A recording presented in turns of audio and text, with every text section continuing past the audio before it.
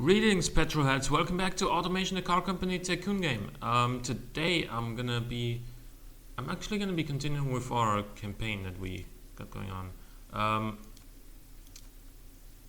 Because it's been a while since we've done that. And wait a minute, what do we have? We have the Python, that is our supercar. We have the Kestrel, which is our premium muscle car. We have the Vulture for, it's been facelifted in 1970. And we have the Goose, which is just a smaller saloon, and Coupe as well. This right here. Okay, what do we do in 1970? In 1970, what we're still missing is we have two options basically. We could go ahead and for the sports car, at least for the the budget sports car that we had, that we started in 1960, I think, using where is it? This body shell. We could go ahead and revise that for 1970, or we could build a new sports car, a new front engine sports car, using this body perhaps. I think for 1970 this is a little bit too modern though. This is more of a late 70s, early 80s body to me personally. So I'm gonna go ahead and revise where is it? This one.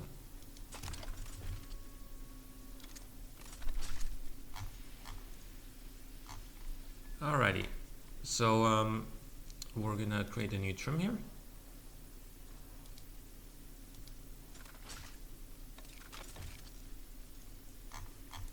Good.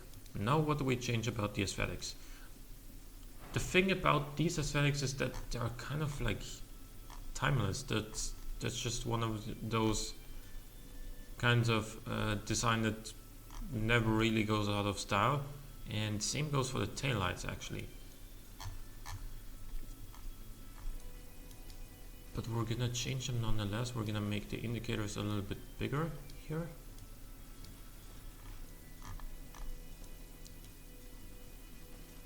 Make maybe some of these over here.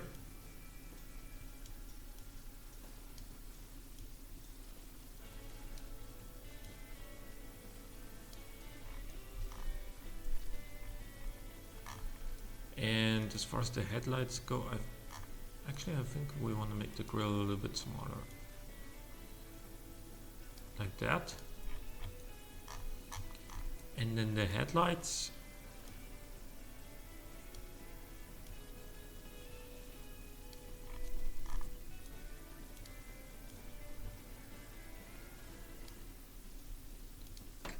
I think we can just delete the other one. But yeah, this looks a little bit weird. So we could just do this, make him a lot narrower, and then perhaps clone this. That looks pretty close to the original version we had, but with these vents down here, that's certainly something we haven't had before.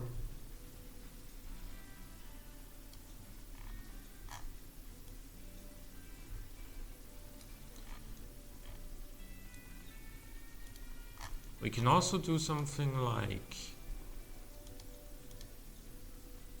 this and stretch this all the way here.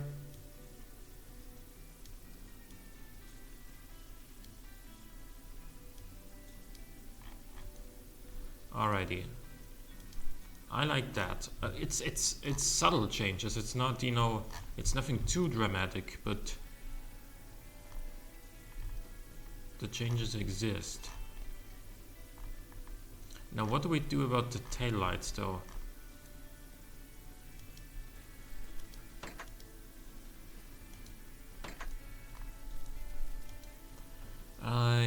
think we're gonna go ahead and put some more round taillights on there, but first we're gonna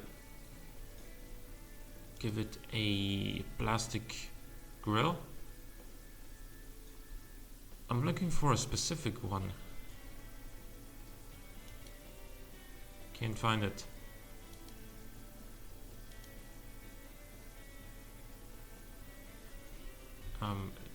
Was that one removed?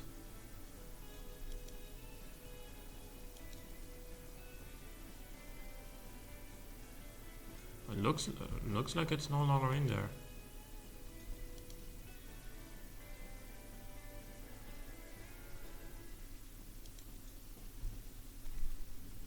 Yeah, I can't find it anymore.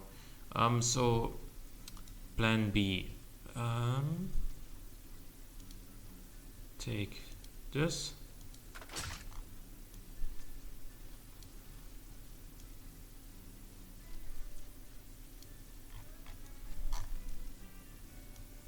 And I'm gonna make some round taillights, yes, but smaller ones. And 3 of them instead of the 2 that we used to have.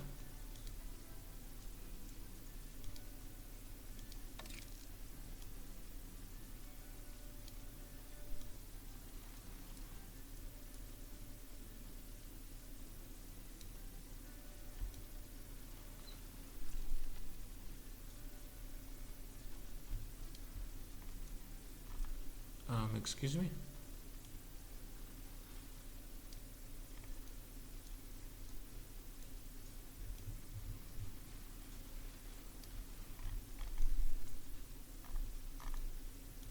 Let's make this an indicator.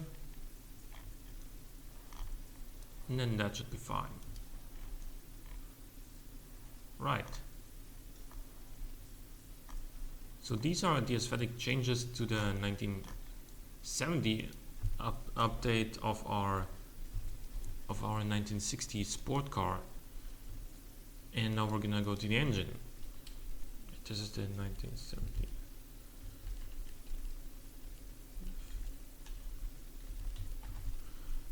So, clone this one.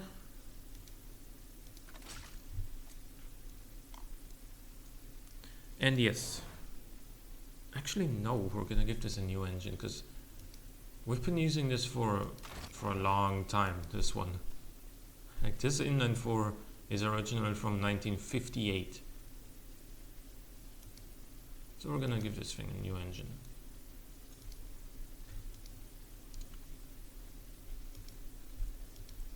Alright.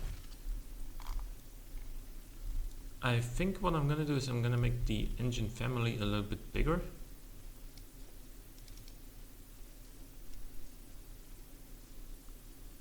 Like go up to say 93 bore and then the stroke, I don't know.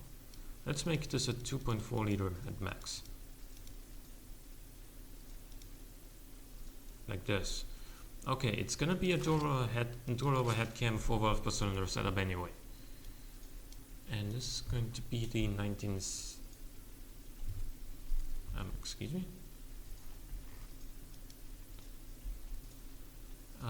This is going to be 19s. Wait, did we not advance in years for this trim? Oh, we did not. There we go. Alrighty then.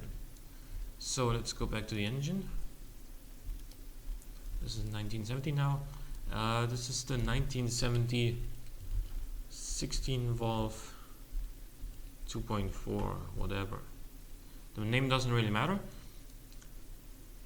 As you can see though, there is now aluminum available, but since this is a kind of a budget sports car, I don't think we're gonna go with aluminum for our material choice here.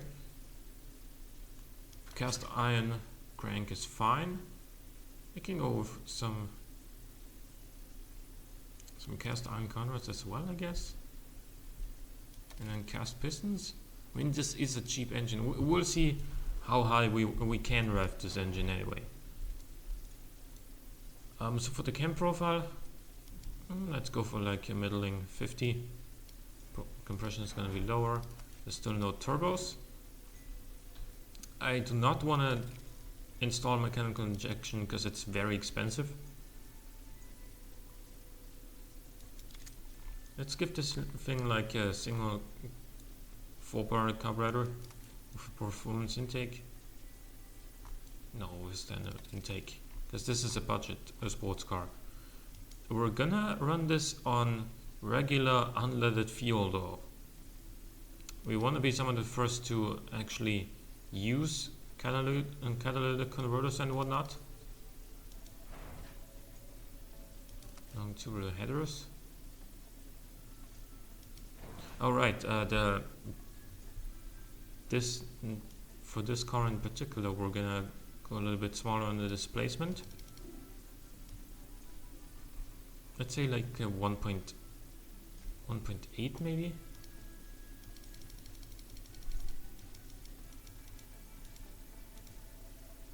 Like that. 86.5 by 76.5. Nice. That's okay. And we're certainly not going to be making more than 146 horsepower. Wait, we're running this on unleaded fuel, but we can't use a catalytic converter? What's the point then? Let's run this on regular leaded. Turbo straight through mufflers, and then we get 111 horsepower. This torque curve does not seem very appealing to me.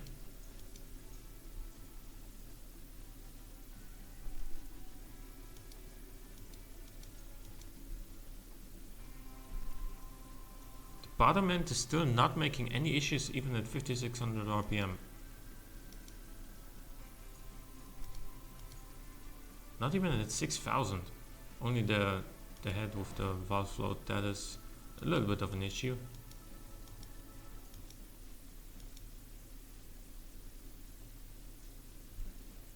So this car is certainly no torque monster.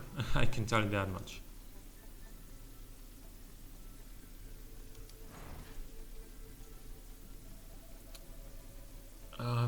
What do we do in order to increase the bottom end torque a little bit? Because this is a little bit ridiculous.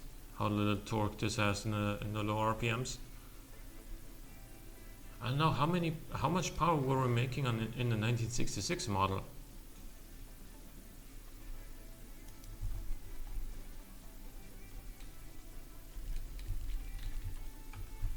You know what? Let's just finish this for now, and then go back and see how much power we used to make, and then we can change things a little bit later.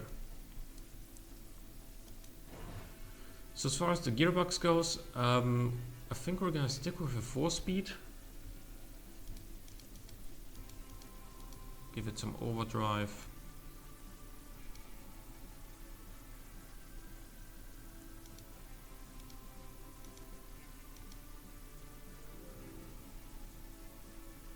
Alrighty, 44.1 drivability is a really good base. We are not going to go for a viscous LST because again this is a budget sports car. Sports tires, 14-inch rims. This graph looks pretty neat. Can go with slightly wider rear tires, but I don't think I want to. Brakes. Solid pistons front and rear. Can we keep this tire width but go up in rim size? We can. So that means we can also fit bigger brakes. Now we don't have brake fade anymore. That's awesome. And still don't want an under tray. We need a lot more cooling. So we used to be making a lot less power, it seems.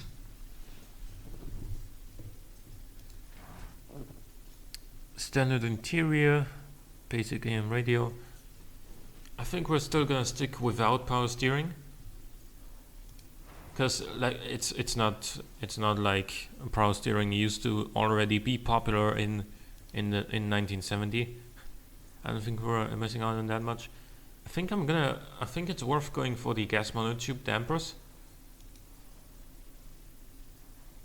Increasing our sportiness and comfort, but making the material cost slightly higher.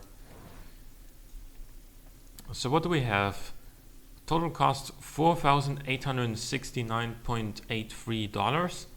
That is including the 89.74 production unit. And it would sell for $7,700. Top speed is over 200 kilometers an hour. Acceleration is 8.7 seconds. That's pretty good for a budget sports car, isn't it?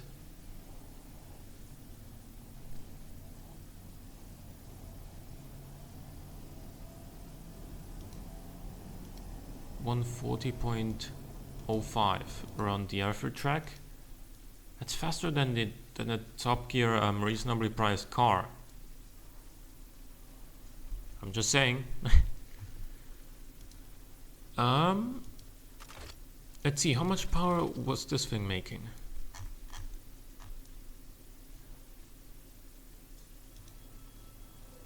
Alright, 85 horsepower.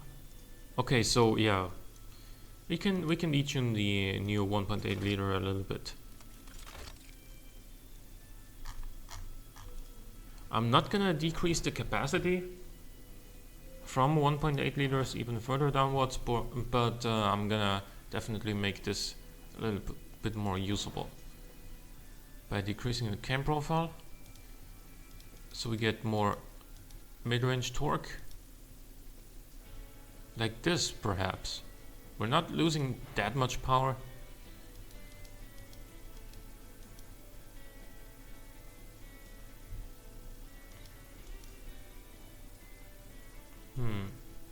Okay. The exhaust is slightly too big, isn't it? And no, we can do with this. 117 horsepower. I think I'm gonna put like plus 2 quality into the head to make it slightly more reliable. What did we? Yeah, 120 horsepower. That's a nice number. Yeah, even though this is a budget a sports car, like this little bit of quality won't add too much to the costs.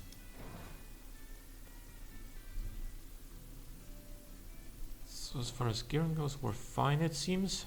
43.5 drivability. Drivability went down. I'm a little bit surprised about that, but what am I gonna do? So top speed is still over 200 kilometers an hour. Let's see, do we want to change anything about the suspension setup? I don't think so. We got a nice 0.95 sportiness and 0.91 drivability. Braking is fine. Tires can handle the power pretty well. 9.3% wheel spin is not too much. Maybe we will make like a smaller version of this engine 2 available for this car, because it is a pretty big jump in such a light car to go from 85 horsepower to 120. Maybe potential customers would want a slightly less powerful version as well. It's up for you guys to decide if that's actually the case. For now, thank you for watching this episode. I hope you enjoyed it. Leave a like or a comment if you did, and I will see you next time.